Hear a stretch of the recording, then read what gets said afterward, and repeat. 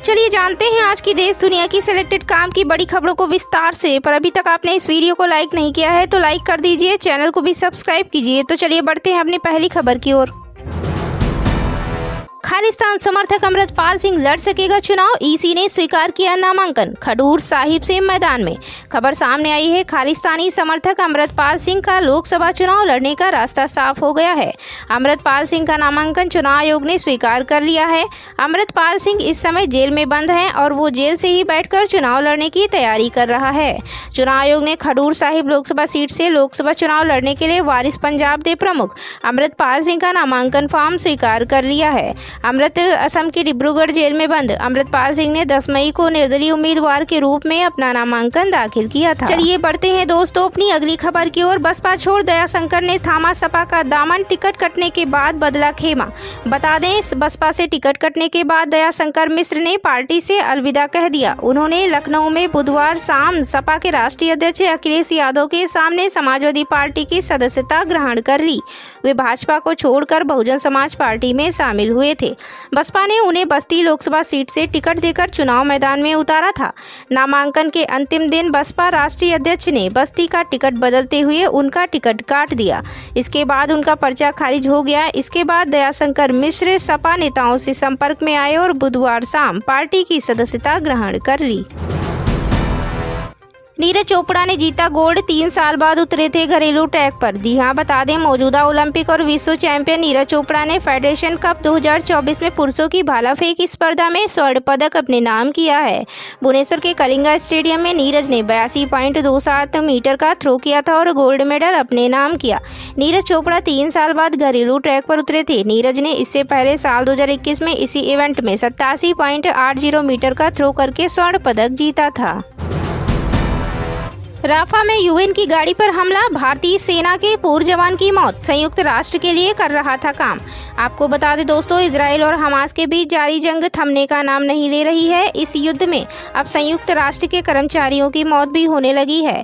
ऐसा एक केस हाल ही में सामने आया है जिसमें फिलिस्तीन के राफा में संयुक्त राष्ट्र की गाड़ी पर हुए हमले में भारतीय सेना के एक पूर्व जवान की मौत हो गई है। एजेंसी के मुताबिक इंडियन आर्मी का यह पूर्व जवान वर्तमान में यूएन के लिए काम कर रहा था। वह फिलहाल संयुक्त राष्ट्र के सेफ्टी और सिक्योरिटी स्टाफ का सदस्य था। हालांकि अभी तक भारतीय सेना के पूर्व जवान की पहचान नहीं हो सकी है। इस अटैक में संयुक्त राष्ट्र का दूसरा कर्मचारी भी घायल हुआ है। चलिए बढ़ते हैं दोस्तों अपनी अगली खबर की ओर। सुनील छेत्री ने किया इंटरनेशनल फुटबॉल से रिटायरमेंट का ऐलान, इस दिन खेलेंगे अपना फेयरवेल मैच। बता दें दोस्तों, भारतीय स्टार फुटबॉलर सुनील छेत्री ने गुरुवार यानी 16 मई को अपने अंतर्राष्ट्रीय फुटबॉल से संन्यास लेने के अपने फैसले का ऐलान किया है। यह ऐलान उन्होंने सोशल मीडिया पर एक वीडियो पोस्ट करके दिया है। उन्होंने बताया कि वह 6 जून को कुवैत के खिलाफ होने वाले FIFA world cup qualification match के बाद फुटबॉल की फील्ड को अलविदा कह देंगे। 39 वर्षीय इस भारतीय फुटबॉलर ने 12 जून 2005 को पाकिस्तान के खिलाफ अंतर्राष्ट्रीय डेब्यू किया और उसी मैच में भारत के लिए अपना पहला गोल भी दागा था। अचानक चीन के दौरे पर क्यों पहुंचे राष्ट्रपति पुतिन, भारत पर क्या होगा इसका असर। आपको बता दें, यूक्रेन के साथ चल रहे युद्ध के बीच रूस के राष्ट्रपति व्लादिमीर पुतिन ने चीन के पीस प्लान का समर्थन किया है। पुतिन ने चीन की इस योजना को तनाव को खत्म करने के लिए एक सार्थक प्रयास बताया है। चीन पहुंचने से पहले पुतिन ने जिनपिंग की तारीफ करते हुए कहा कि वो शांति वार्ता के लिए तैयार हैं और चीन के 12 सूत्री शांति समझौते का समर्थन करते हैं। पश्चिमी देशों के दबाव, प्रतिबंध, रूस के आर्थिक संकट के बीच पुतिन का यह दौरा कई मायनों में अहम है। चलिए बढ़ते हैं दोस्तों अपनी अगली खबर की ओर। केजरीवाल का बड़ा दावा, 2 महीने में यूपी के सीएम पद से हटा दिए जाएंगे योगी आदित्यनाथ, जानिए क्या बताया कारण। आपको बता दें दोस्तों, दिल्ली के मुख्यमंत्री अरविंद केजरीवाल ने गुरुवार को केंद्रीय गृह मंत्री अमित शाह और प्रधानमंत्री नरेंद्र मोदी पर बड़ा आरोप लगाया। उन्होंने कहा कि दोनों 17 सितंबर 2025 को अमित शाह को भारत के प्रधानमंत्री के रूप में कार्यभार संभालने का मार्ग प्रशस्त करने के लिए भाजपा के शीर्ष नेताओं को अपने रास्ते से हटा रहे हैं। केजरीवाल ने कहा कि अमित शाह के खिलाफ आखिरी सबसे मजबूत चुनौती योगी आदित्यनाथ हैं और उनके पर भी काट दिए जाएंगे। लखनऊ में अखिलेश यादव के साथ संयुक्त संवाददाता सम्मेलन में बोलते हुए अरविंद केजरीवाल ने कहा कि अमित शाह के प्रधानमंत्री की कुर्सी संभालने की तैयारी में योगी आदित्यनाथ को भी उत्तर प्रदेश के मुख्यमंत्री पद से हटा दिया जाएगा। इसी बीच बढ़ते हैं दोस्तों अपनी अगली खबर की ओर। रोचक हुई करनाल की चुनावी लड़ाई, गाँव में भारी विरोध और जनता में अंडर करंट से अटकी बीजेपी की सांसें। आपको आपको बता दें, हरियाणा की सत्ता के पावर सेंटर के करनाल में मुकाबला कर रहे कांग्रेस के युवा चेहरे दिव्यांशु बुद्धिराजा ने चुनाव को रोचक बना दिया है। बीजेपी के वर्तमान मुख्यमंत्री यहां से विस का उपचुनाव लड़ रहे हैं, जबकि पूर्व सीएम मनोहर लाल खट्टर लोस चुनाव में प्रत्याशी हैं। सरकार ने पूरी ताकत यहां झोंक रखी है। बावजूद इसके हर एक दिन बढ़ने के साथ यहां चुनाव नए रंग ले रहा है। महंगाई, बेरोजगारी के साथ बीजेपी की केंद्र व राज्य की तानाशाही भी यहाँ बड़ा मुद्दा है। चलिए बढ़ते हैं दोस्तों अपनी अगली खबर की ओर। गाजा में भारतीय सेना के पूर्व अधिकारी की हत्या पर संयुक्त राष्ट्र ने जताया दुख, इजराइल पर लगे आरोप। आपको बता दें, संयुक्त राष्ट्र ने गाजा में भारतीय सेना के एक पूर्व अधिकारी की हत्या पर दुख जताया और भारत से माफी मांगी।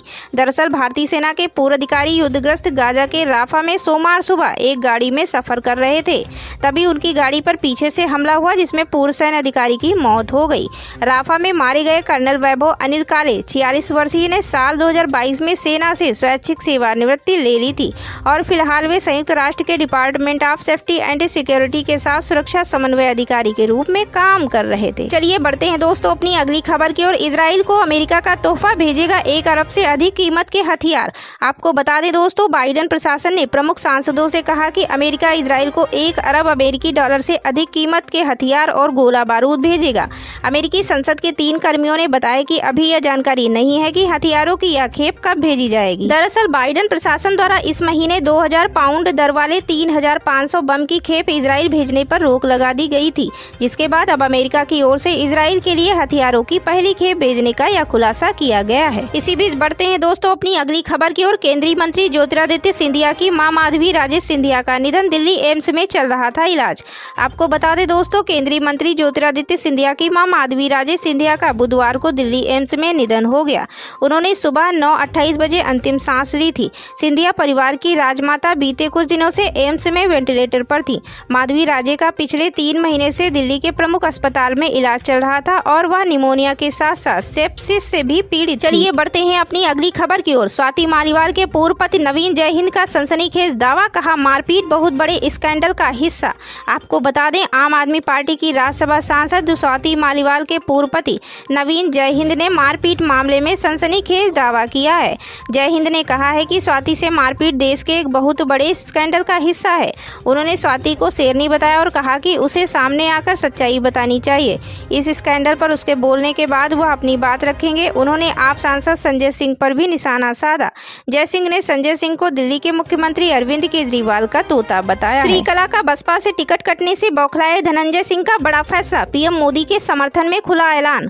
आपको बता दें दोस्तों, लोकसभा चुनाव के बीच राजा भैया के बाद धनंजय सिंह ने भी अपने पत्ते खोल दिए हैं। बाहुबली धनंजय सिंह ने बीजेपी को अपना खुला समर्थन देने का ऐलान कर दिया है।